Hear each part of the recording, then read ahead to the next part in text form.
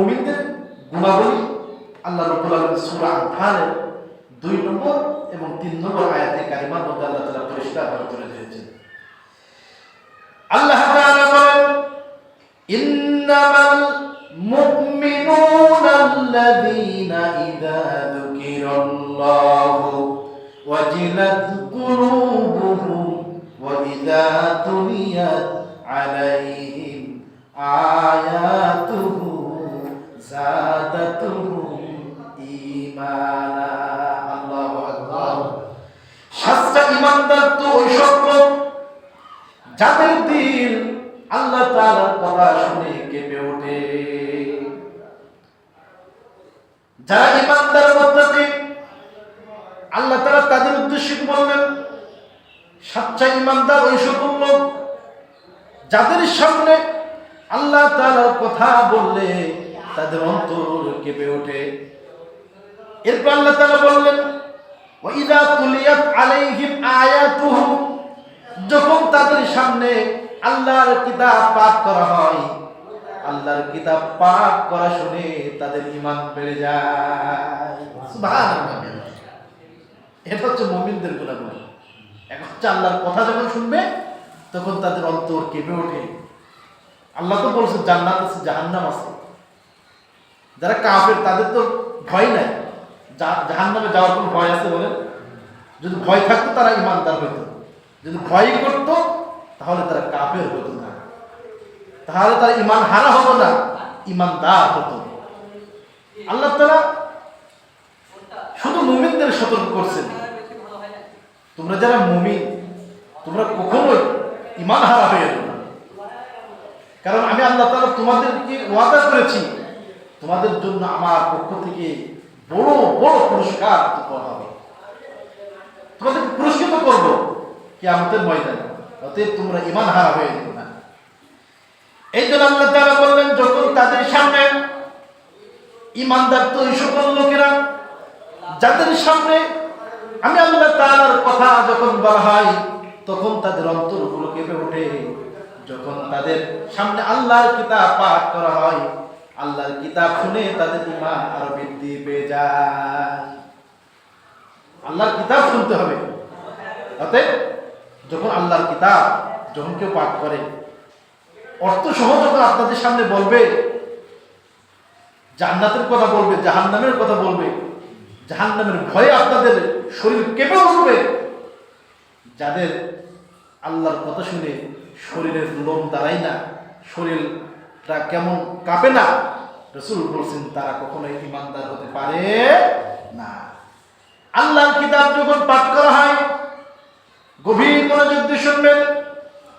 আপনার যেহেতু আল্লাহ তাআলা 2টি চোখ দিয়েছে, যখন আল্লাহর কিতাব কোন ইমাম সাহেব কোন খতিব সাহেব পাঠ করে, যখন তার তরজমা করে ব্যাখ্যা করা হয়, জান্নাতের কথা বলা হয়, জাহান্নামের কথা বলা হয়, দেখবেন যারা ঈমানদার জাহান্নামের কথা শুনে, জাহান্নামের ভয়াবহ আযাবের কথা শুনে তাদের অন্তরটা ফেটে যায়, চোখের 2 কোণে অশ্রু চলে আসে, পানি চলে আসে।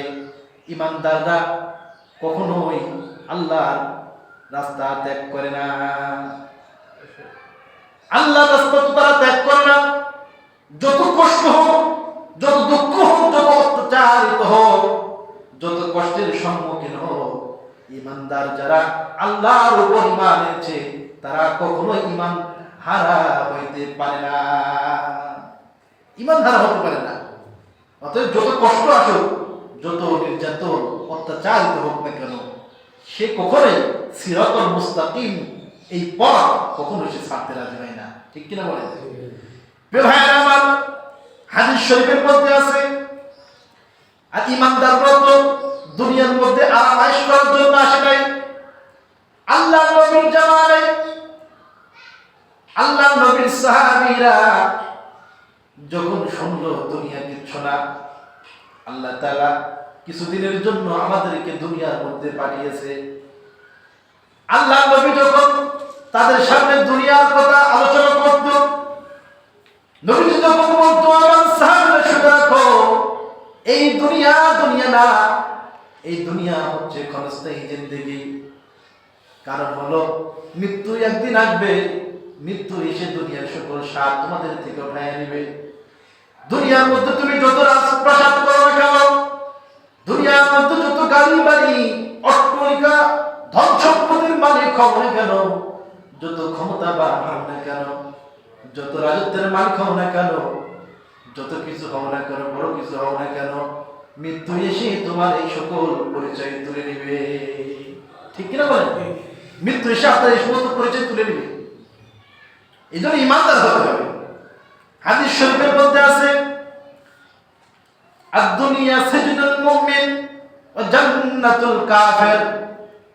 দুনিয়া হচ্ছে মুমিন ব্যক্তিদের জন্য একটি জেলখানা, আর কাফের যারা কাফের, আল্লাহর উপর ঈমান আনে না, নবীর উপর ঈমান আনে না, আল্লাহকে বিশ্বাস করে না, নবীকে বিশ্বাস করে না, যারা কাফের তাদের জন্য হলো এই দুনিয়াটা বালাখানা। নবীজি বলছেন।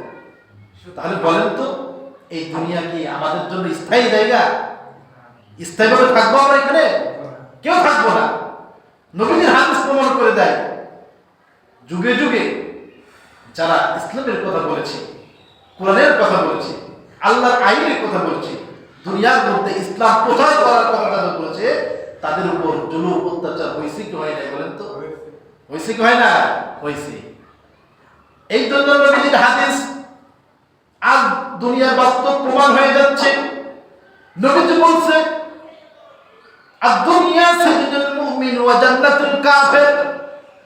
দুনিয়াটা হচ্ছে মুমিন মুত্তাকি ঈমানদারদের জন্য জেলখানা, আর কাফের বেঈমান মুশরিক মুনাফিকদের জন্য হচ্ছে বালাখানা।